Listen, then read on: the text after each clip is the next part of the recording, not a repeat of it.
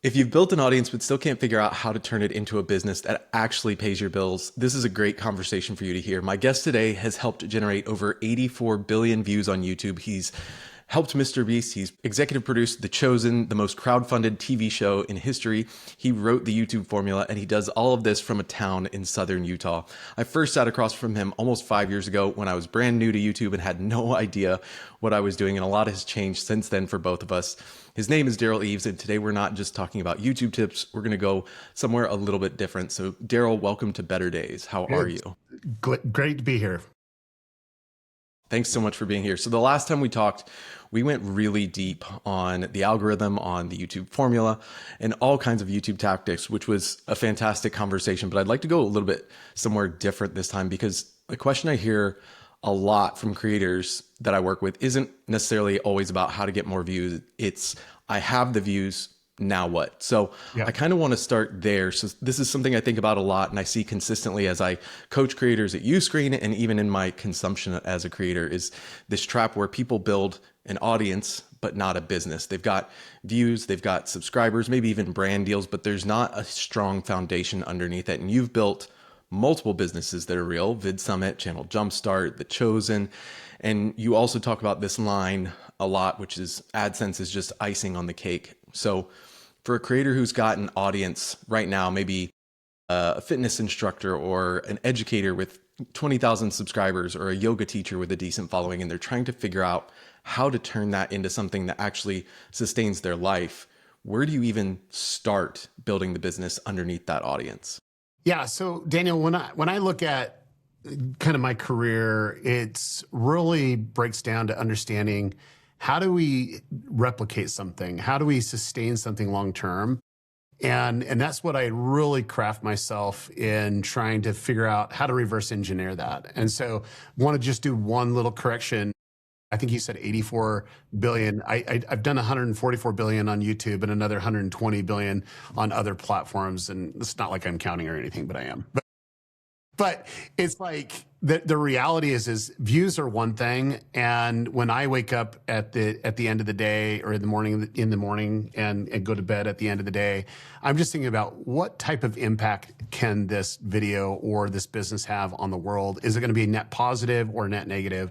And when we're net positive, there's a lot of opportunities. So the people that you've talked to over the period of time, if they don't upload a video, then they're not making any money. And for me, I'm like saying, well, what if we change that model and we're looking at different ways to monetize? And one of those being, which one of my favorites is, like, be off of platform and own your own platform. That's where Uscreen comes in very effectively, right? But then there's other things that you can do to really look at it. So when I take on a project, there's one thing that I do every single time. It's not even a close second in this, is what I like to lock myself in an Airbnb for a couple days, 2 or 3 days, and just really try to understand who we actually are talking to, what we actually stand for, what are our guardrails so that we don't compromise what we stand for.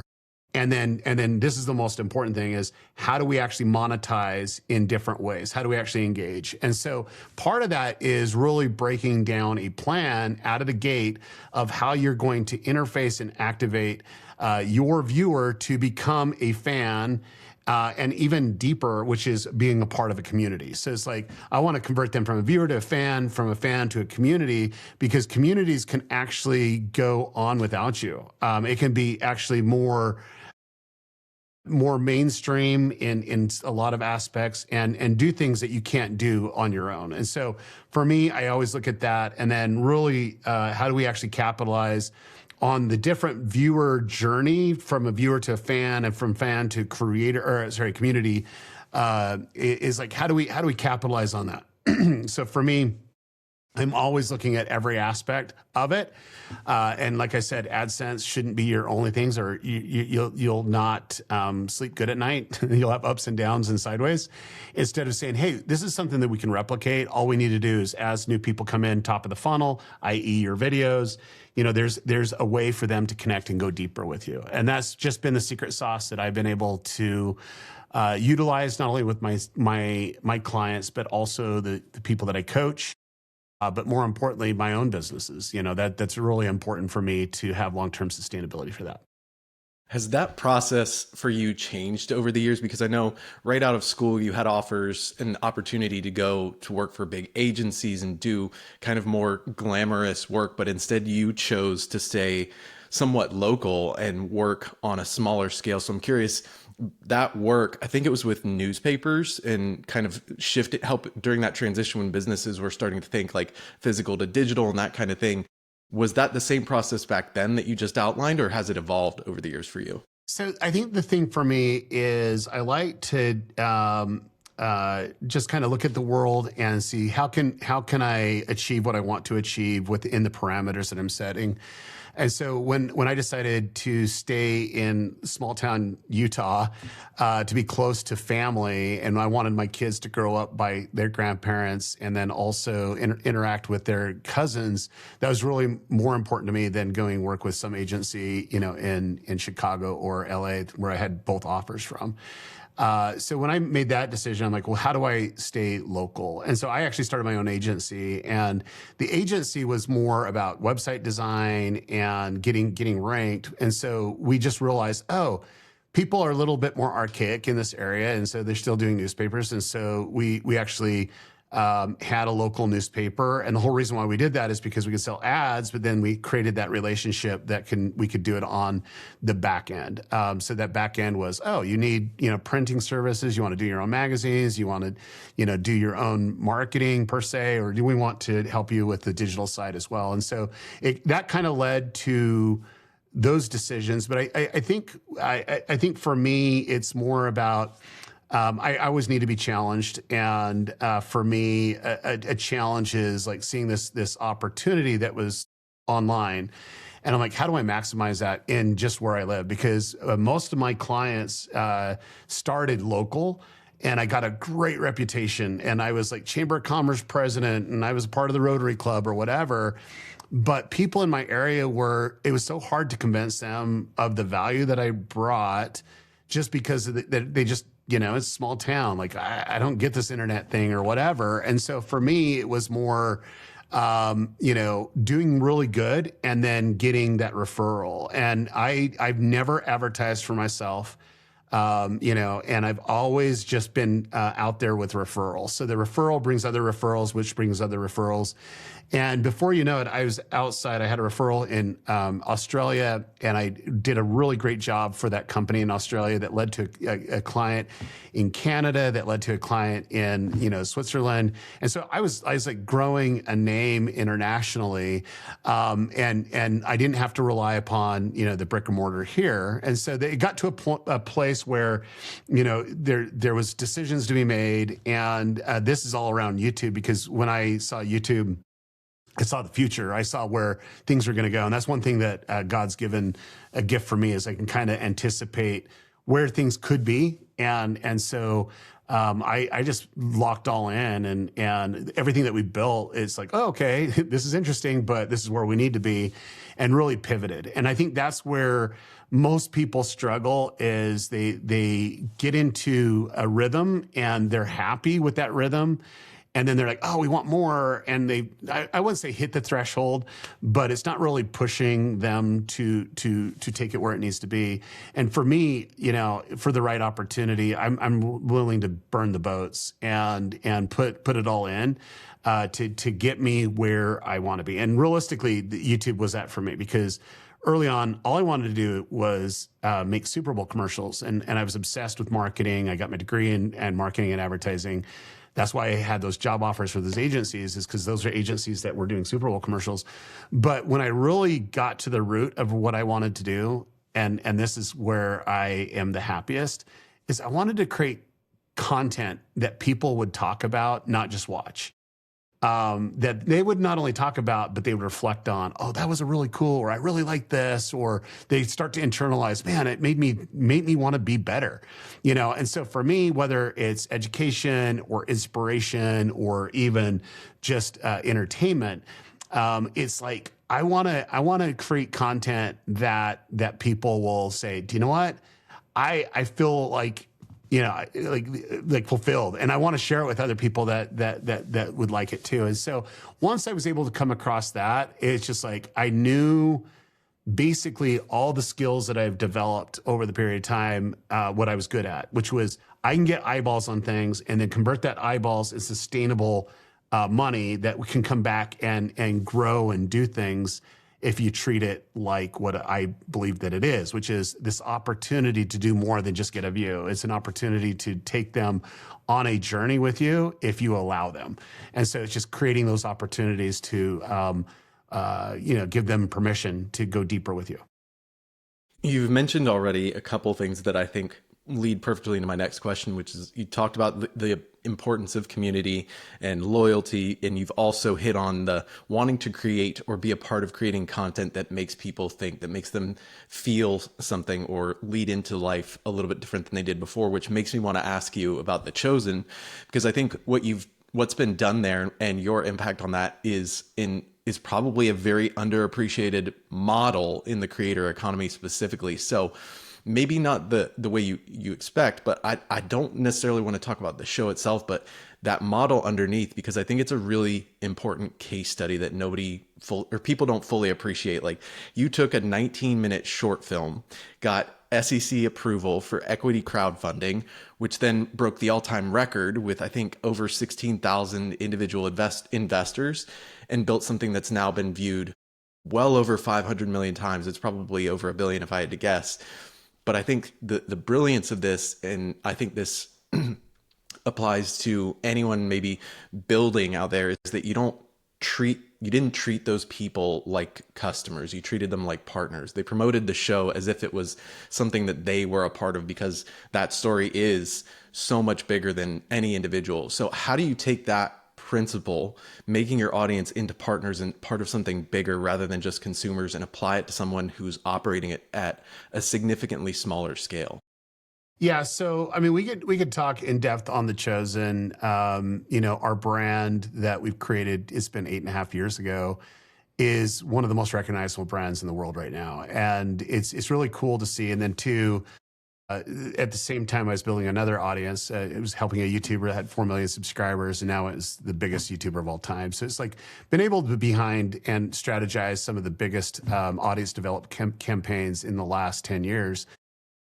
And realistically, it comes back down to it doesn't matter how amazing you want to create a community. If the content doesn't speak for itself, then it's never going to work. like at the end of the day, if The Chosen was just like, yeah, then it's just like, there's not a world that I could build a community around that. Maybe it could be like my mom and my aunt or something like that. But, the content needs to speak for itself. And so, of course, working with Dallas Jenkins, he's a perfectionist, and he's really detail driven, and his content really speaks not only to me, but to so many other people. And so it makes it a lot easier to do these things. And what I always do is I try to create opportunities for them to go deeper. So you, like, to be a viewer. The next stage is a fan. How do we engage that? And so replying to comments and having where the fans can go get gifts and help elevate your brand awareness by what you're trying to accomplish. So they have to understand what you're trying to accomplish, and then give them opportunities to help support you. So in the early on phases of the 16,000 earlier investors, it was like easier because it was missional. Like, we want to get 7 seasons made, and we want to get this out to the world. And once we got it funded, we shifted. Now we got to get people to watch it, and we want to get 1 billion unique people to actually watch it. And we're about 828 million people that have seen the show. But realistically, it's like you always need to be on the forefront. And when we get 1 billion, we're going to go for 2. Like, that's just what we're going to do. And so for us, we're just weeks away from starting production of season 7. Like, everything that we wanted to do, it's happening, and it's happening far better than what we thought we could do, because of the community, because of the support, because our budgets that first year, when you really break it down in season 1, was a teeny budget. It was like when you really break it down, it's not even one episode of some other big, TV show of their budget. And now, we're close to 65 million per season that we're actually spending on the content creation. So once again, content should speak for itself. You need to put the time, energy, and effort and money into it so it can actually do what it's supposed to do. And then two, it's just like laterally taking the opportunities to help them connect with you deeper, but also missionally align with what you're trying to accomplish. And this can be done. Everybody's like, oh, you can't do it with X, Y, or Z. And I'm like, I've done it in every category you could possibly do it because people want to belong. People like to talk to other people that they're into that thing. It was like 15 years ago, my brother got into pickleball. I don't know if you're familiar with pickleball. And he says, this is going to be massive. And then he told me the origin story. And I'm like, okay, first off, you're just coming into sport. You know the origin story, and this is when it was like smaller and it was just, grassroots type thing. And I could see that it had a cult following already. And when it has a cult following in the sense of these fans are so fanatical, they started creating their own communities. And before you know it, it's now a high school sport. I, at my own house, have 2 pickleball courts. It's just like, it's taken off. And that's what I truly believe. You can do this in any category as long as it's inviting for the person that they feel like, oh, I'm welcome here. And then more importantly, I belong here. And if you're creating that is something that you can do in any space. It doesn't matter if you're doing exercise routines or if you're selling yarn. Like realistically, at the end of the day, it could be done in any category. How do you manage that in a space where Christianity itself is broken into all these subdivided sects and whatnot and denominations, but you're weaving a story that is able to kind of unite all those people despite the different ways that they approach worship and religion and Christianity and all that. So how do you navigate creating something like The Chosen that has so much potency in the message without causing those issues or bickering among the audience? Well, so the co-founders is a Baptist, a Jew, and a Mormon. There you go. Like all different faith backgrounds coming together to make a show. And so the thing that I would never do, which is Dallas Jenkins is the creator of The Chosen. He is the writer. He is the director. It is his voice. So it's coming from a Baptist perspective, right? Now, I might theologically disagree with some of the content that's there, but realistically, it's not about theological debates. It's about real people who lived in the time of Jesus. And we're hypothetically saying, what would it have been like when Jesus was calling people? What was that relationship, that human relationship with them? So it's more about humanity than it is about theology. And so we get to see the human side of Jesus. We get to see that he was a real person with real friends and a family, and he cared for them, and he cared for his message too. Now, for me, I do believe in the Jesus of the New Testament, and for me, I believe what he taught. I believe what he did. I mean, I'm a follower, and some people might judge me, saying, "Oh no, you're a cult, or you do this or that."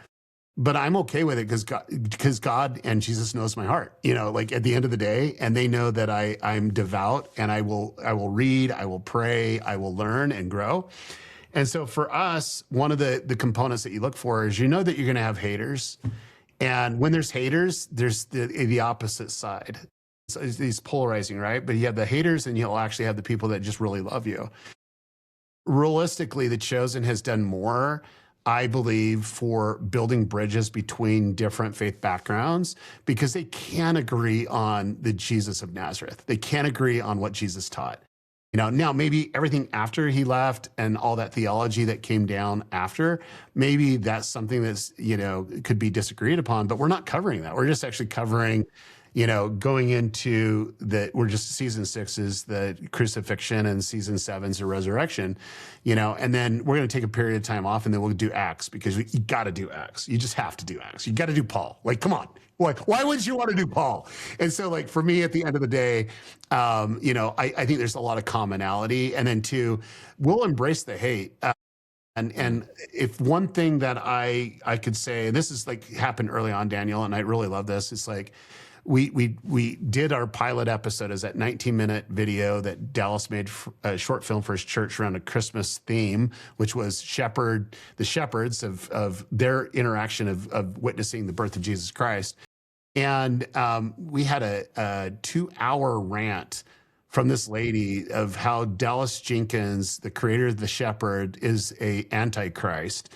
And she was going to prove it through his demonic symbols that he was using in trying to program Christians. I'm like, what in the world? And I'm like, I saw this video, so I sent it to Dallas. I go, we've made it. We have arrived. We have our first actual hater that was so delusional in their mind that had to do like a 2-hour video on how you're the Antichrist. And so this is great. We're going to do just fine. And that's proven where we don't want people to love us, but those that do. And those that don't, we're okay with that. Like there's other shows for them, and for us, all we want to do is help introduce who we believe Jesus is and get them to the source. Like I want them to question, is that really in the Bible? And get into the Bible, and then 2, get on their knees and develop a relationship for sure. Okay. So then bringing it back to something that's related, but a little bit on a different note, a lot of creators, I think, struggle with the idea of asking their audience for money. They feel like they're taking something from people. So in a space, especially where people are really sensitive to that, and I've worked in the church world myself in another life and have seen how that world interacts with money, and it can be kind of tenuous at best. How do you go from building this to getting 16,000 people to feel like they were gaining something by paying? Yeah. So I believe that there's stewardship that comes with responsibility, and you got to be a good steward regardless of what it is. Because I think there's bad actors out there that were really good at selling the dream, but then they build their own dream home. You know what I'm saying? Instead of using it for what was it was intended, right? And so I can honestly say the money that has come in from the original investors, we use 100% in production. We did exactly what we said that we were going to do. They not only got 120% back of that original investment, but we just bought them out. We just barely bought them out. And they got, 300x, of what they invested. And so it's like it's a great multiplier and so on. But like the vision was, hey, we want to get the show out. And now that we're in a position that we can, that's awesome, And so for me, it's about the invitation. And it's just like, when we locked ourselves in the Airbnb, we didn't want to become money changers in the temple that Jesus would knock over our booth. And so what did we do? And if you go to thechosengifts.com, you can kind of see, we're not just slapping a logo on everything and just charging through the moon. No, these are very representative of our tribe, and it's either going to be inward facing or upward facing. That was really important for us. And so it wanted to be, and we treat it as a walking billboard where they were helping us with our mission by having conversations about the show that they love with other people based on their shirt. So like I have one of my favorite shirts of all time. It says Binge Jesus. And I go to an airport and I get the stink eyes and like, who's this Jesus guy? And why do you're just Jesus? Until I go to Texas, then everybody's like, it comes up to me and hugs me. Yeah, we love Jesus too. But now it's like they know what it is. They know, it's the Chosen. And they come talk to me about the Chosen, And so it's like we can actually have conversations around something that we love. And so to get over it would be, you need to understand what you are and what you're not, what you're willing not to compromise on. And I think if it's a money grab, it's going to be cold and callous. But if it's an invitation to help you fulfill with your mission and your cause, and that invitation is done through a credit card swipe, that's about connection and community. And let's treat it for what it is. People will spend money in things that they love. They will. And the people will support things that they love. They will. And so what we need to do is create those opportunities for them, but then be mindful of being good stewards of that so that it can do the mission that we're trying to do. Now, if you're a business, I would still say in the same sense, you got to be a good steward of that, where whether it's a business or a nonprofit, regardless of what it is, it's that same scenario. Because if they feel like they're being included and welcoming into a community because they actually have a t-shirt, that means something. So like when I was 10 years old, I watched Empire Strikes Back and I fell in love with movies. I fell in love with Empire Strikes Back, and all I wanted was a Star Wars Empire Strikes Back t-shirt. And we went to go get a t-shirt, and it was one of those iron-on t-shirts. I didn't take that t-shirt off for 2 freaking weeks. And my mom's like, we got to wash it, whatever, and I just didn't want to take it off. I felt a part of something.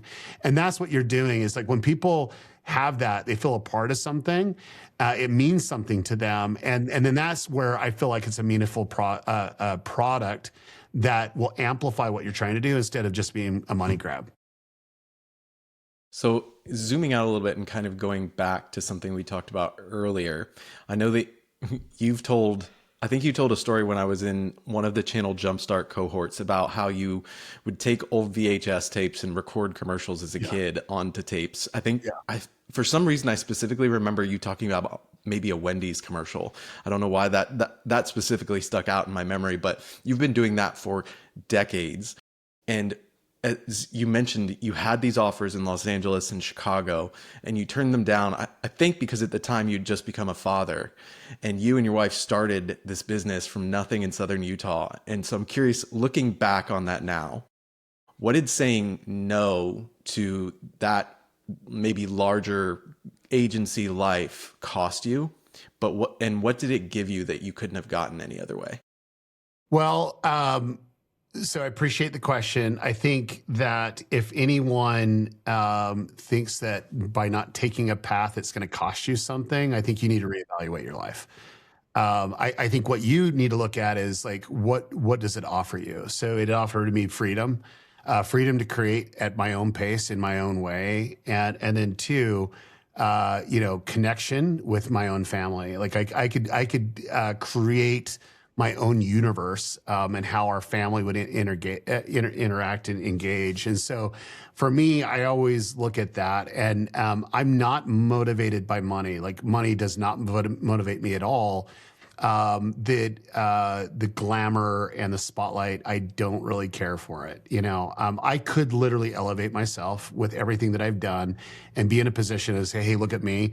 But at the end of the day, all I want to do is like impact the world in ways that I feel like I can uniquely do.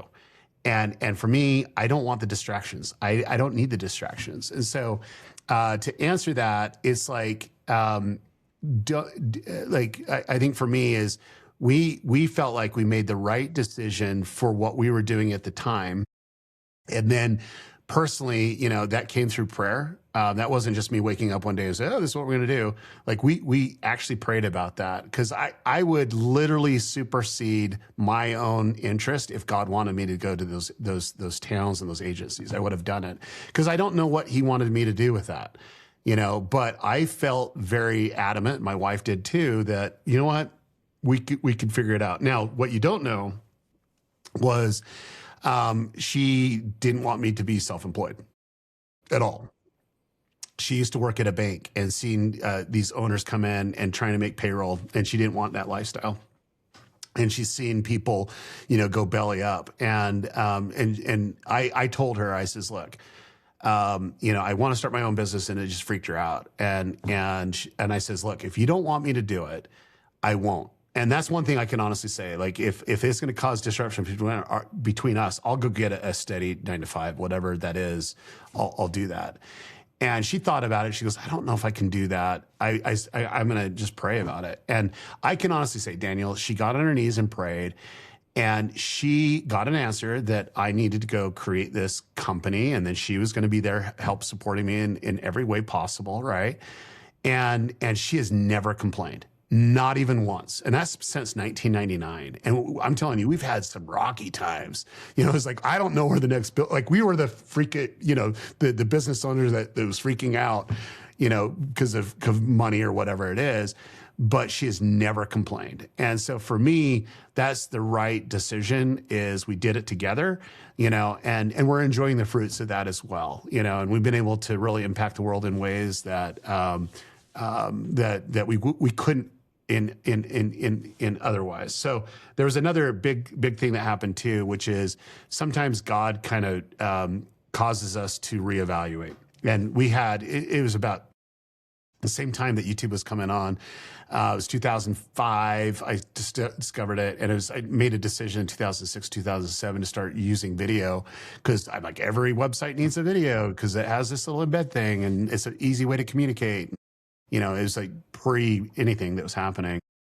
And then when all those videos started ranking on Google, it was just like, okay, what do we do? Because I'm doing all this energy and effort to get these websites to rank, and these videos automatically rank. And so we made a huge decision to just basically sell off all our clients, which we built. I mean, it took years to build, and we had a team of 52, and it's just like, we just got things rolling, right? And it was me and one other person, and that's what we did. We just basically just moved it off and started anew. And it was all it was is I just saw the vision of where God wanted me to be, and that was just for me. It was like a big decision, but we made that decision, and it's those pivots going into the direction where you can wake up every day and be excited about what you're doing. And if you can do that, I think you're winning, regardless of what money you're getting. I think just getting excited about making an impact and doing what you love is awesome. I love that. Thank you for sharing all of that. I think so many creators, or people in general, hear the highlight reel. They see the hundreds of billions of views. They see the work that you've done with The Chosen, and maybe they don't hear the hard parts that we all deal with in some shape, fashion, or form. And none of it happens fast. So how did you, and maybe still to this day, help yourself and those you love continue to power through the moments where you're facing selling off a business, or you're facing not making payroll? How do you make that choice to go through and push and power through versus walking away from something? Yeah. Great question. So I think for me, mindset's everything. And I like to surrender myself. But I also like to push myself. So it's like, there's a balance between surrender and push, and, what I do every July, is I like to take more time off, spend time with my family more than normal. And I just want to reflect on where I want to be in 3 years. And I want to envision what that 3 years look like, and how my relationships are in those 3 years, and where I'm at, in business, and where I'm at, in my own personal health, or whatever that may be. And I like to come up with a goal. Now, a lot of people aren't goal setters. I'm a goal setter. But I take it through a process where I make an offering up to God. And I think there's something about the Old Testament about offerings, and if God accepts things, and what that looks like, and how he can bless you. And I just want to have that conversation with God on, hey, is this where you want me to go? Is this what you want me to be? And if I feel his spirit, like that's where I need to be, and that's where I need to improve, then I actually write a goal down. And from July to December, I start figuring out, how do I actually do that? and I create a plan. And then come January 1st, those are my 3-year goals. And then my previous 3-year goals are my 2-year goals. And my previous 2-year goals is my 1-year goal. And my previous 1-year goal is my 6-month goal. And so I'm moving into a direction where you can succeed. And I've set 3-year goals that I got in 6 months. And then I set 3-year goals that I got in 5 years. One thing that God's made me is, once I get that confirmation of what I'm doing, I don't give up. I just figure out, okay, that's not the right way to do it. There needs to be a better way. And I just analyze and adjust. That's all I do. And I think the tenacity of achieving, and it's also surrendering, because it's like, I know it seems weird, but it's like, if God directs you to go on that path, you need to allow him to show you that he is directing you, and part of it is like you get to the edge of where you can't go any further and you need a miracle, you need God to intervene, and he does every single time if you include him in the journey, especially before you start that first step. Because if that's the direction he wants you to go, he might want you to learn a few things along the way, and you might be crawling on glass the whole way. But at that time, like, he's very aware, hyper aware of where you're at in your journey. And then two, if you're including him in that, I believe that the Holy Spirit can help you, direct you on avoiding areas of where you shouldn't go, or a thing that you shouldn't do.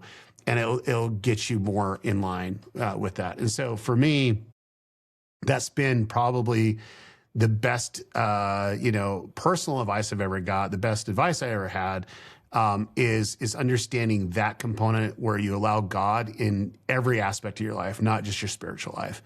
And then two, being willing to walk away if he says it's time to walk away. And trust me, I've had invested millions of dollars and have walked away from things just because God says, yep, we're not going in that direction anymore, and we want you to go over here. And it's not that I did anything wrong per se, or they did anything wrong. It was like, I did what I was supposed to do at that time. Now I'm supposed to go do something else. And I think that's kind of where, I'm grateful for that relationship that I have, and to be able to use that in all aspects of my life. You mentioned your goal setting system, which is very specific. I've heard you talk about it for years and multiple times. And I'm so curious, where did that specific system come from? Did someone teach it to you? Yeah. Did you kind of inherit it? Where did it come from? Sunday school teacher in church. Like when I was 12 years old, I had a Sunday school teacher. He just passed. His name's Clarence Burton. And I'll never forget the lesson. And he just read some Zig Ziglar books, and he's like, I'm going to help these kids have a positive attitude. And so anyways, he was teaching about goal setting and believing. And in fact, I have like a sign over here. He used to carry a card around. It says, I can. And so the Sunday school lesson was about just believing in yourself and believing that there's people to support you, people that are local, but also God in heaven that can support you. And so that's where it started. And then he was also my wrestling coach at the time. And I was so in my head as a wrestler. It was just like, I was a good wrestler, but I was so in my head. And he's like, hey, just that I can card. So he pulled out two of them. He's like, just put this in your shoes. They're going to be magic for you. And I put them in my shoes, and I pinned the guy so fast. I know, looking back, he just kind of like, hey, that's what you need to get out of your head or whatever. But that's when I started to believe. And I believed in God, but I started to believe in myself. And I realized that I could be the best that I could possibly be. And then it's like, I just need to be okay with the outcome. If I did my hardest and I did whatever I needed to do at that moment, then that would do it. So that began the journey. We did a lesson on that. I made 126 goals that I wanted to achieve before I'm 35. And I had it, and I just started to cross them off. And it wasn't until I did a mission trip for 2 years in Paraguay and went there where I started to learn some other best practices. And then it was about when I was 22, 23 is when I started to really define. So like one of my goals that I had, and this is after the big goal setting. I wanted to get a 4-year degree in record time. So I got it in 2.5 years. And so I got a 4-year degree in 2.5 years. And it was just that's kind of when it clicked for me. I'm like, you can do anything. You could literally do anything in 3 years. And so that's where I started to project 3 years and then get very, macro and micro, and that's where it's not about the goal. I think the goal drives you to reach for something that can be attainable if you push yourself. But it's the plan. The plan's the key. It's not the goal. It's like, what are you willing to compromise? What are you willing to do? And I'll share one because this is really important for me. One of my proudest moments of my life is when I can interact with my kids. And I have a kid that is a lot like me in a lot of aspects. And anyway, he came to me and says, Dad, I really want to achieve these specific goals. And I believe I can do it, but I just don't know where to start. And so I took him through my exercise of what I do with my coaching students. I did it with my son. And I'm like, okay, let's talk about this. Like, why do you want this? Why is it so important to you? And getting the why is really, really important, right? And then I'm like, okay, what's going to stop you? And name everything that's going to stop you. And I want you to write that down. And then I want you to write down things that you're going to do when something stops you. So like if it stops you, what are you going to do to avoid that trap? And he in our family, you can't get a cell phone. You just can't. You can't buy one. I don't give you one. You have to earn one. And the way that you earn it is you have to do piano lessons and learn to be proficient enough to read music. And then in our church, we have hymns. They need to be able to play 18 hymns for their piano teacher and also us, just by sight, you know. And if they can do that, they can earn a cell phone. Well, he didn't want a cell phone. He wanted a laptop a computer that he wanted to build. I'm like, it's cool with me, whatever. But he did that exercise of his plan, and he put his plan right by the piano. And his plan was, as soon as I get home from school, I'm going to practice and I'm going to play a proficient hymn, and I'm going to just focus in on one hymn, and I'm going to get that down, and I'm going to be really good. I'm not going to get off that until I play it at least 8 times. And so he'd spend sometimes an hour or 2 hours doing his piano lessons, but then doing that one hymn. And before you know it, this is January, and his goal was by the end of the year to have it done. One of my proudest moments is when he came in and he says, I'm ready to pass him off. And it was August. Now, are you kidding me? And he did it. He was like our fastest child ever to do it. Everybody else, they're like really hurting, wanting that cell phone really bad. And then they hunkered down, but he went all in. And so it was a proud moment for me to do that. And then we went and bought his, all his components for the computer. And I'm like, man, this is a great day, because now he's learning how to put a computer together, and it's awesome. And then he pulled out the kicker, which is, how I didn't want a cell phone? Mom just has that cell phone just sitting aside. I just want a SIM card. And so he just like played the system. He got a cell phone and a computer. And I'm like, okay, kid, what you did, you made me proud, because you can apply this to anything. It's just more, I think people focus in on what they want, not what they're willing to give. And I want to say that again, what they want, but not what they're willing to give. And when you want something bad enough, you're willing to give up a few things. And he was able to give up playing with friends, and making sure that he didn't do that until he had piano lessons and did his homework. He even delayed his homework, but homework was number 2 before he could go out and play with his friends. And so some days he didn't even make it out because he didn't have enough time based on what he needed to do. And that's what he gave up. And he gave up video games completely during that time. Like, he was like all locked in, which the kid is a gamer and a half. And so he'd only play on the days that he had a day or two that he would play just 20 minutes, because he was going to lock in and get what he wanted. I love that story. What about the creative? Because so many creators come from a creative background who find systems like that to be so challenging, and they hear you talk about your 3-year goals, your 2-year goals, your 1-year goals, and that great system you've built. Where should somebody who doesn't have any of that muscle right now, where should they start? You mentioned the list of 100 and I forget how many things that you wanted to do before you turned 35, and where should they start to start flexing that muscle? Well, I don't think they need to be a goal setter like me. I think God builds them differently, but you got to know what you want. And if you know what you want and why, and then what you're willing to do, I think that's a great direction. Like for me, when I was working with MrBeast, I would say the thing that drove me to him was his drive. He was just laser focused, and I like to work with people that are laser focused.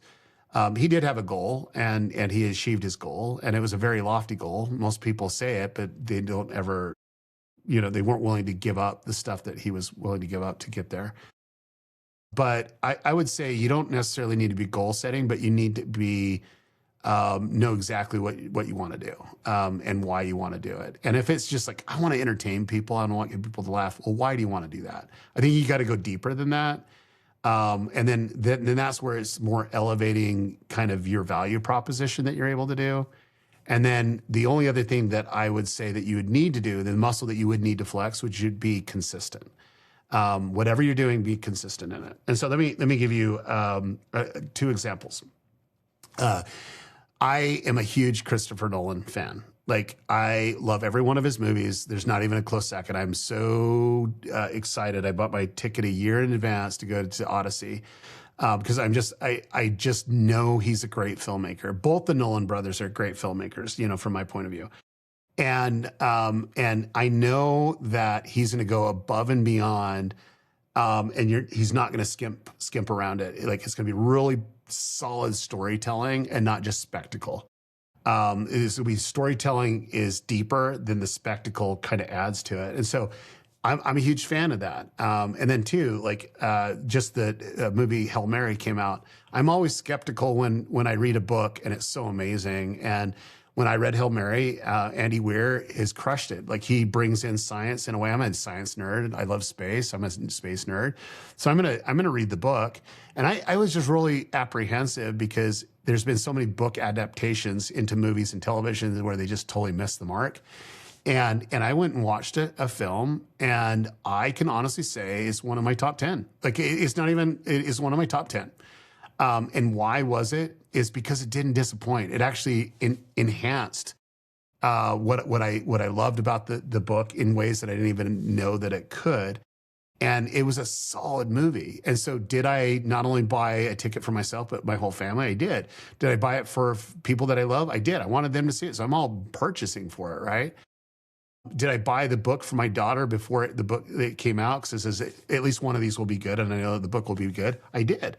And so here I am, a super fan of it, you know, and there's an opportunity to go deeper, but like, you have to be true to your why. And if you go back on really good writers or directors or writer-directors, they know what their why is. Like, you got a Taylor Sheridan, he's just crushing it right now. You have Christopher Nolan and Chris Nolan, like the Nolan brothers. They do, they do a great job on that storytelling. You know what their why is, what they're trying to create, and I think you could do that too, where you got to figure out as a creative why you do it and what type of value that you're bringing, and then just be consistent with that.